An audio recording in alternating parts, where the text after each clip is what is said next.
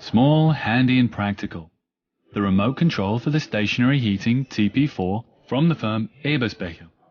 You can order the complete kit with the part number B66560606, and in it all components are included for the retrofitting. However, before you start with the installation, the cable for the battery must be disconnected. You know the battery with the Sprinter is under the driver's seat. Then 5 panels must be removed. 1 under the instrument board and those of the middle console,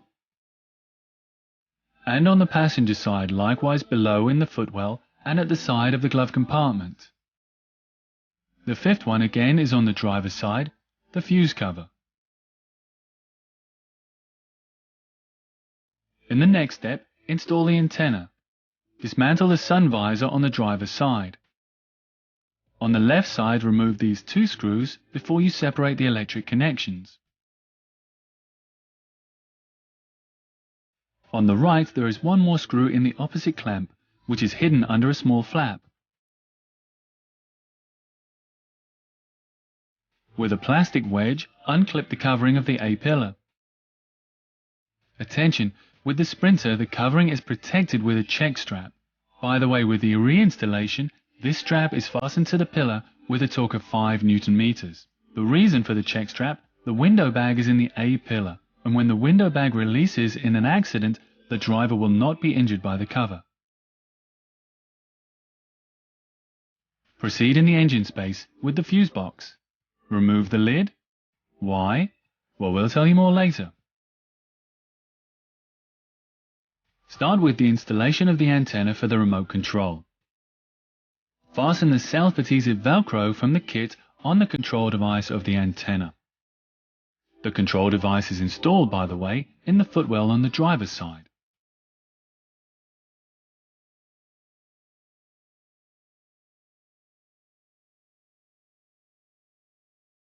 Next, fix the opposite piece of Velcro above the parking brake on the metal holder.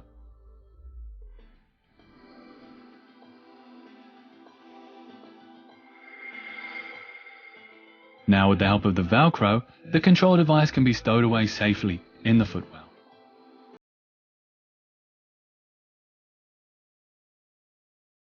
Next, lead the antenna upwards, and in the next step, move this along the A-pillar.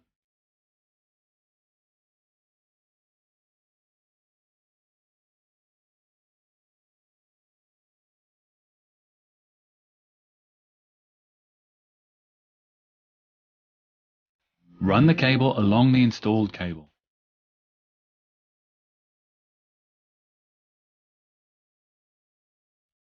On the top, press the antenna cable simply under the headliner up to the height of the inside mirror.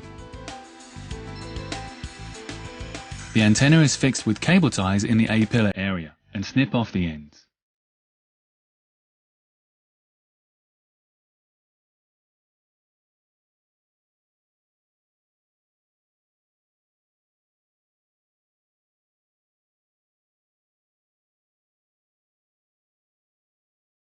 Now in the footwell, you connect the cable to the receptor part of the antenna. Next, the green cable is plugged into the switch of the stationary heating, namely in pin number 4. With the new cable, you can contact the switch again from the back.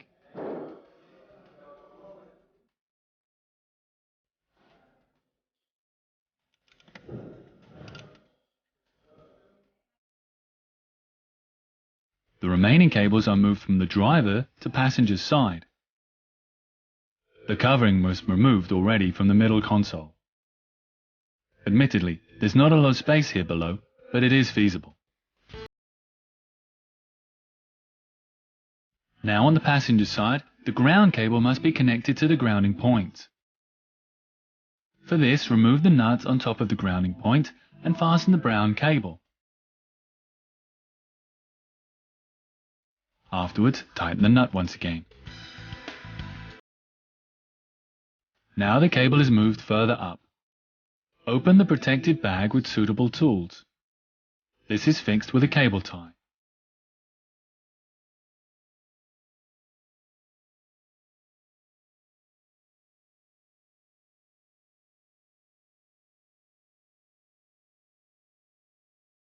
Separate the plug stationary heating and connect the cable in pin number 4.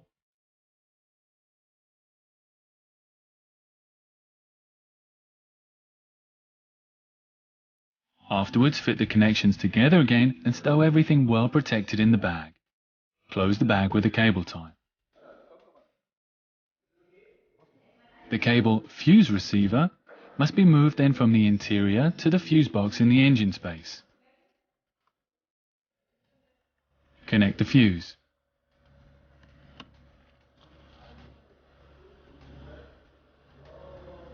Now for the programming of the remote control.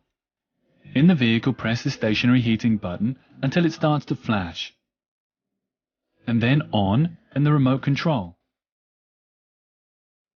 When the LED of the button goes out, you can let go. By the way, if you press the off button of the remote control within 3 seconds, you can program up to 4 other remote controls. Otherwise, it stays with just one. The final functions check. The remote control functions perfectly, and the customer can now operate the stationary heating comfortably by remote control.